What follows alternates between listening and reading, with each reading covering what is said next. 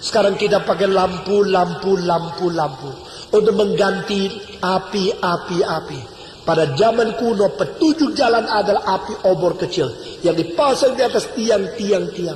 Beberapa puluh tahun yang lalu di pedesaan Indonesia masih pakai lilin-lilin kecil untuk petunjuk jalan. Karena di situ ada api, di situ ada cahaya. Orang melihat tempat itu tempat yang bahaya atau tidak. Saudara-saudara, pada waktu siang hari engkau jalan cepat, waktu malam engkau tidak berani. Karena apa? Tidak tahu itu pinggiran jalan itu kotnya di mana perbatasannya. Lubangnya di mana, ada batu sandungan di mana.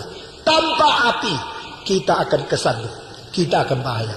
Ada api kita melihat arah dengan benar. Biar kita menjadi hamba Tuhan, menjadi orang Kristen yang bersifat api. Karena di mana kita berada, di situ kita menunjukkan arah kepada orang lain. Dan terakhir, api adalah alat pembersih yang paling menakutkan. Saudara-saudara, tahun 1666 terjadi sesuatu pes, penyakit penular yang terbesar di London. Dan di situ setiap hari ribuan orang tergeletak di tengah-tengah jalan, mati. Dan di situ orang kira hukuman Tuhan sudah tiba dan tidak ada pengharapan untuk dunia untuk kembali lagi memiliki lingkungan dengan tubuh yang sehat. Ratusan ribu mati. Saudara-saudara, mendadak sesuatu api yang terjadi, pembakaran menghanguskan sepertiga kota London. Itu tidak pernah terjadi sebelumnya. Saudara-saudara, banyak orang keluar dari rumahnya melarikan diri. Dan karena London jalannya sudah begitu sempit, dan lantai kedua keluar 1 meter, lantai ketiga keluar lagi 1 meter, lantai keempat keluar 1 meter. Jadi di tengah jalan orang itu bisa pakai kereta, tapi lantai keempat bisa jabat tangan dengan orang seberang. Saudara-saudara, itu kayu terus naik, terkeluar, sehingga penularan penyakit itu begitu cepat di seluruh kota London. Tahun 1666, api besar melanda kota London. Entah mulainya dari mana, entah apa sebabnya, saudara-saudara.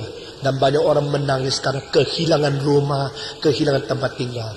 Tetapi di luar dugaan, yang tidak pernah dipikir oleh manusia, selesai bencana dari api selesai, itu pesta penyakit lenyap sama sekali, tidak ada lagi. Dan mulai tahun itu London, Inggris bisa hidup dengan sehat lagi kembali, saudara-saudara.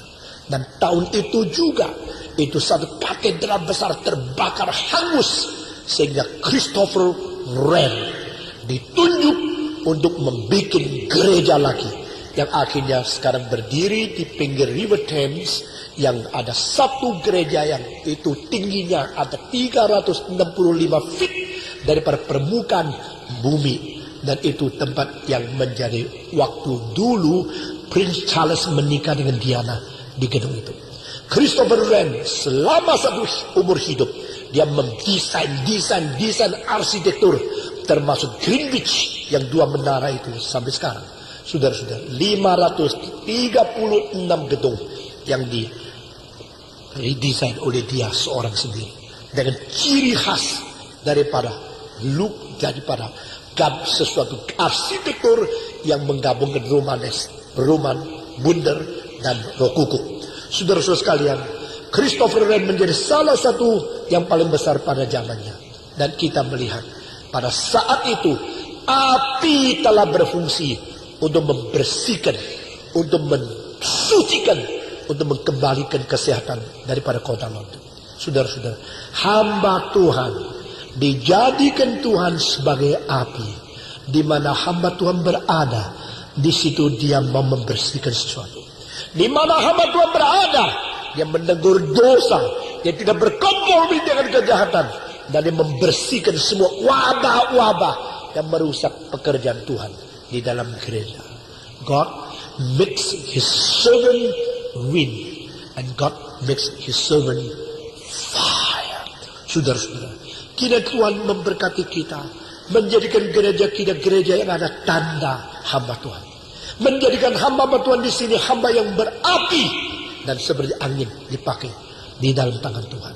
Dan hamba Tuhan yang berapi seperti Elias, waktu dia menyelesaikan pelayanannya, dia dibawa kembali oleh Tuhan dengan kereta api dan dengan angin yang besar, dan dia pergi kembali kepada Tuhan. Kiranya Tuhan memberkati hidup kita yang hanya berapa puluh tahun saja di dunia. Berapa puluh tahun cepat lewat. Biar kita hidup ada kesucian, ada api, ada angin dari Tuhan. Mari kita tunduk kepala.